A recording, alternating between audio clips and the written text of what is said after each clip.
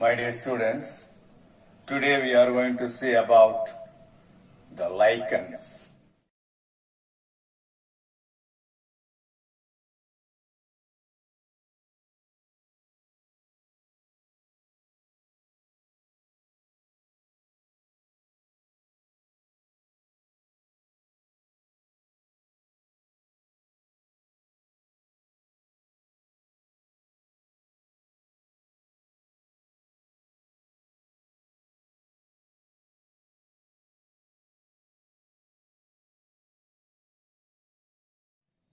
Lichen is a dual organism.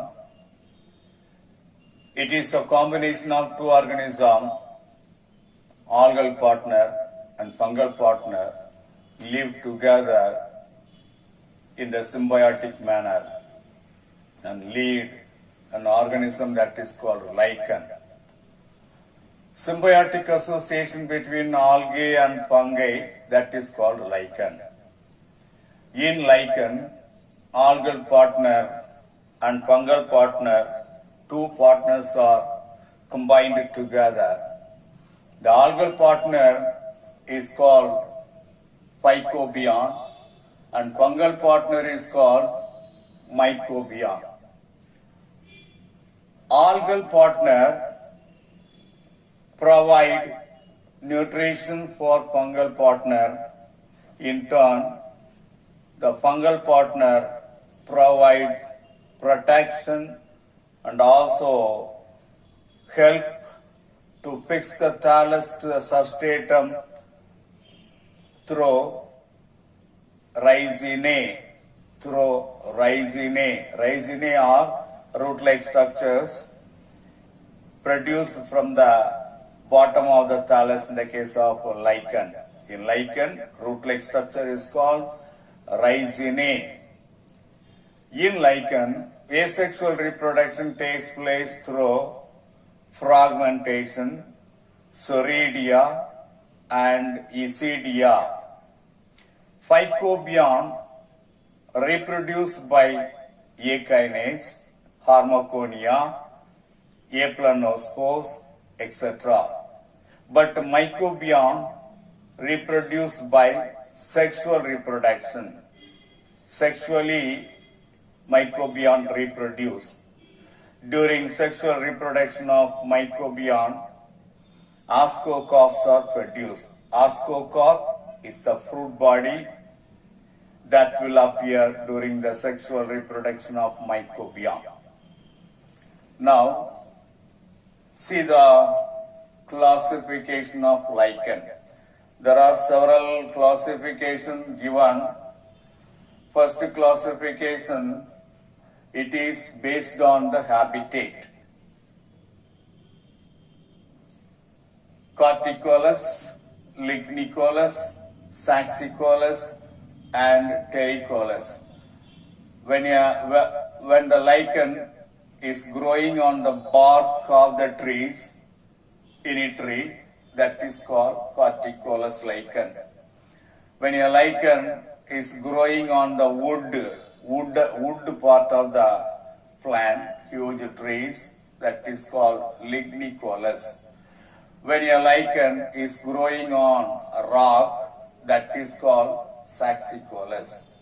When a lichen is growing on the land, that is called terricolous. These are the four different types of lichen thallus classified based on the habitat.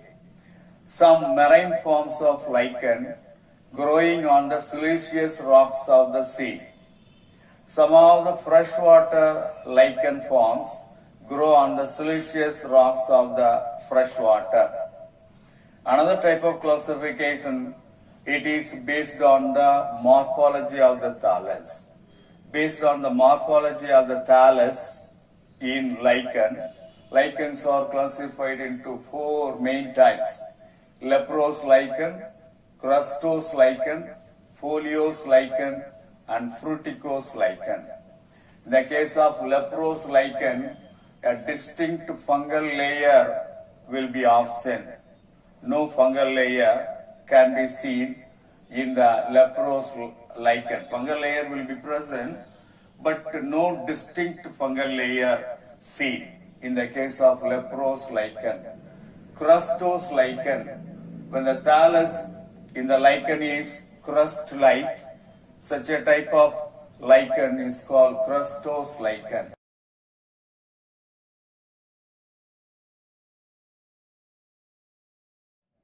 When the thallus of the lichen is leaf-like, that is called foliose lichen.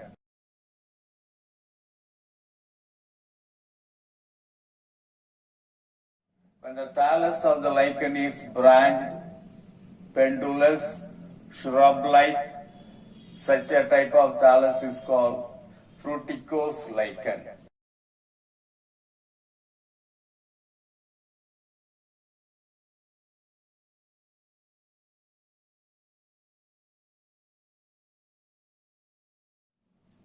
Another type of classification is also given, that is based on the distribution of the algal cells. There are two types of lichen given. One is homomerous lichen or homeomerous lichen. In this lichen, algal cells are evenly distributed throughout the lichen's thallus. Algal cells are evenly distributed. Such a type of lichen is called homomerous lichen or homeomerous lichen.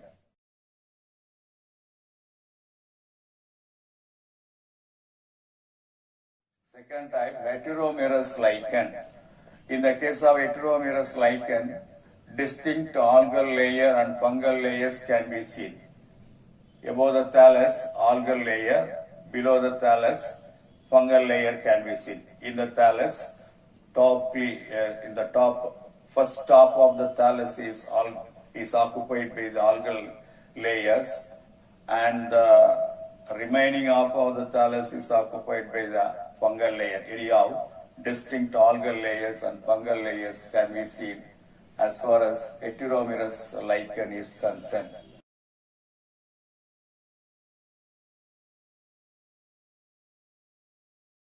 Come to the beneficial activities of lichen.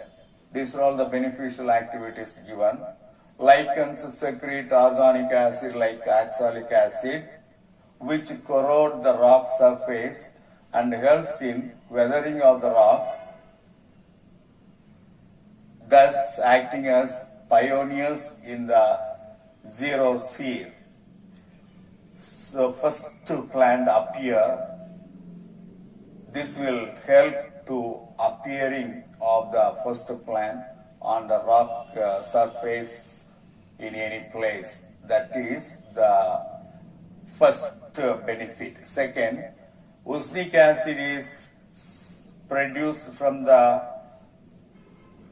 some of the thallus of the lichen.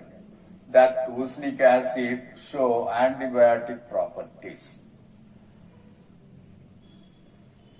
Then lichens are sensitive to air pollutants, especially to sulfur dioxide, so they are considered as the pollution indicators.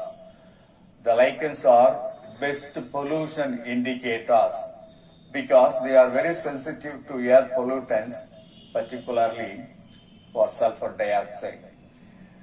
Dye is obtained from Rossella mondagnii, that is present in the litmus paper, that is used as an acid-base indicator in the laboratories. Cladonia rangiferina is commonly called reindeer moss, that is used for animals as feed. It is living in tundra region. The animals which are living in the tundra region will take Cladonia rangiferina as food. It's the best food for the animals living in the tundra region. So one of the primary food for those animals which are living in the tundra region, that is the reindeer moss, that is one of the lichen. Botanically it is Cladonia rangiferina. So that is about the beneficial activities of lichen. So now we have seen about introduction about lichen, the symbiotic association found in the lichen, types of lichen, classification of the lichen, three types of classification. First one based on the habitat, second one classification based on the morphology of the thallus, the third classification is based on the distribution of the algal cells, then beneficial activities of lichen. That is all about the lichen.